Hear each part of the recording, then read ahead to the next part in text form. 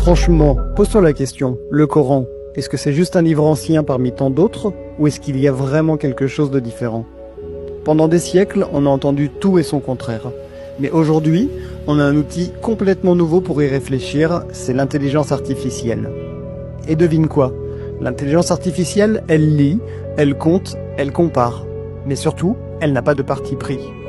Alors je me suis dit, si on lui confiait le Coran, si elle analysait ce texte mot par mot, sans émotion, sans foi, sans filtre, et qu'elle me dise juste « Hey, voilà ce que j'ai trouvé ». Je vais être honnête avec toi, ce que j'ai découvert m'a scotché. Et c'est exactement pour ça que je fais cette vidéo. L'intelligence artificielle comme ChatGPT peut lire le Coran en arabe, dans sa version originale, sans biais de traduction. Le Coran, c'est un texte vieux de plus de 1400 ans, révélé oralement, fragment par fragment, sur 23 années.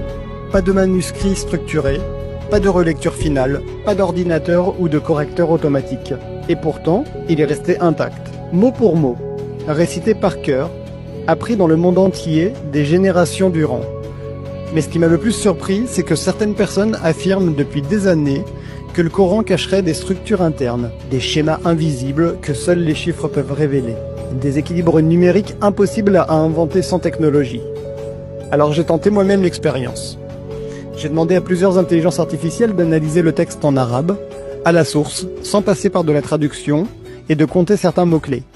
L'objectif, c'était de voir si les fameuses structures numériques étaient réelles, ou si c'était juste des légendes. Et là, bam, l'IA me sort des résultats fous.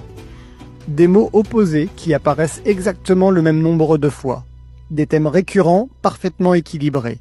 Et même des notions spirituelles alignées sur des cycles naturels. Le plus étonnant, c'est que l'IA elle-même m'a dit « Les probabilités que ce soit un pur hasard sont extrêmement faibles ». Et là je me suis dit « Ok, on va creuser ça ». Tu veux des exemples? Accroche-toi. D'abord, le temps est littéralement inscrit dans le texte. On va commencer par cet exemple simple, basique, mais quand même incroyable. Le mot « jour » apparaît 365 fois dans le Coran, une fois pour chaque jour de l'année. Et le mot « mois » 12 fois, comme dans notre calendrier solaire. Mais attends, c'est pas fini. Voici des paires parfaitement équilibrées.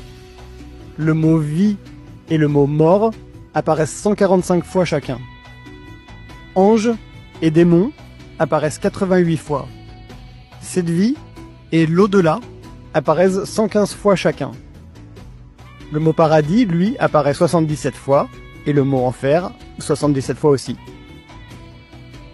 Les mots homme et femme apparaissent 24 fois chacun, et ces mots sont dispersés partout dans le Coran. Pas côte à côte, pas dans les mêmes chapitres, mais au final, le compte est exact. C'est comme si chaque mot avait été placé à sa place exacte sans jamais déséquilibrer le reste. Et vraiment, ce texte n'a jamais été modifié, c'est le même depuis 1400 ans. Maintenant, si on prend un autre exemple, avec Jésus et Adam, c'est le miroir parfait. Dans la sourate 3, verset 59, le Coran dit « Pour Dieu, Jésus est comme Adam, il l'a créé de poussière ». Ce verset établit une comparaison directe entre les deux. Jésus n'est pas décrit comme un être divin, mais comme une création de Dieu, tout comme Adam avant lui. Et là, un détail m'a frappé. Dans tout le Coran, le nom de Jésus est cité 25 fois. Et Adam, aussi 25 fois. Pas 24, pas 26, 25 tout pile. Ce n'est pas forcément une symétrie autour de ce verset précis, mais c'est un équilibre global qui colle parfaitement à ce que le verset exprime. Jésus est comme Adam. Et même si ces mentions sont dispersées dans des chapitres différents, le fait que le texte les équilibre exactement reste intriguant.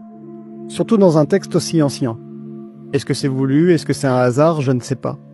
Mais l'IA, elle, ne trouve aucune raison logique pour que ça tombe aussi juste, si ce n'est que c'est le cas, et que c'est réel. Maintenant, parlons des proportions de la mer et de la terre. Là, on entre dans ce que j'appelle les chiffres qui bluffent. Le mot mer est cité 32 fois, le mot terre, lui, est cité 13 fois. Au total, ça fait 45 mots. Maintenant, fais le calcul. 32 divisé par 45 est égal à 71,1%. 13 divisé par 45, ça fait 28,9%. Et ça correspond exactement à la répartition d'eau et de terre sur notre planète.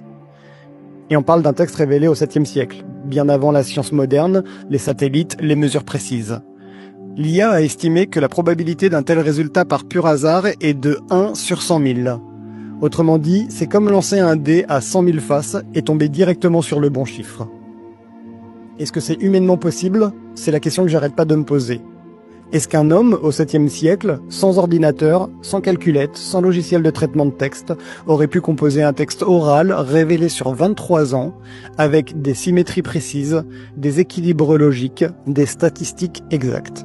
Le tout sans jamais se tromper. Sans édition, sans correction. Juste en récitant, dans des contextes changeants, parfois urgents, parfois émotionnels.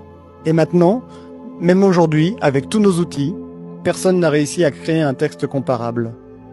C'est comme assembler un puzzle géant, à l'aveugle pendant 23 ans, et découvrir à la fin que tu as construit une horloge suisse, parfaite, millimétrée. Alors, est-ce que ça prouve que le Coran est d'origine divine? Je ne suis pas là pour dire ça. Je ne suis pas un savant, je ne cherche pas à imposer une croyance. Mais j'ai vu un truc incroyable, un texte vieux de 1400 ans, qu'on fait lire à une IA sans foi, sans émotion, et qui révèle des structures incroyables, impossibles à prévoir. Moi, ça m'a donné envie de creuser encore, et de partager ça avec vous. Alors non, je ne dis pas croyez, je dis juste regardez, écoutez, réfléchissez. Peut-être que ce que vous allez découvrir changera votre regard. Il suffit d'une curiosité sincère pour commencer à voir autrement. Parce que parfois, une simple question peut réveiller de grandes réponses. Si ça vous a intrigué autant que moi, partagez cette vidéo, peut-être qu'elle fera naître chez quelqu'un une vraie question. Merci de m'avoir écouté, à bientôt.